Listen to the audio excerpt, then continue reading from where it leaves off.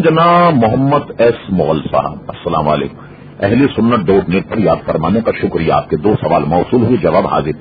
آپ نے پوچھا کہ آپ نے فرمایا کہ اللہ تعالیٰ کے سوا بھی کسی سے مدد مانگ سکتے ہیں. کیا اللہ تعالیٰ کے علاوہ کسی سے مدد مانگنا ضروری ہے؟ ہم نے یہ تو نہیں کہا کہ ضروری ہے، البتہ جائز ہے.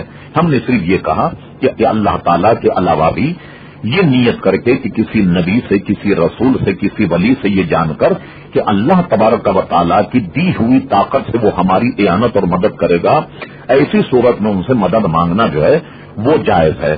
دوسرا آپ نے پوچھا کسی سے مدد کے لیے کہنا اور کسی سے مدد کے لیے دعا کرنا، ان دونوں جملوں میں کیا فرق ہے؟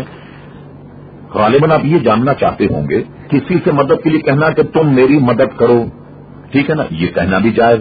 اور کسی سے یہ کہنا کہ دعا کرو کہ میں فلاں مصیبت میں ہوں، میری اللہ تبارک و تعالی مدد فرما، یہ دونوں کہنا جائز.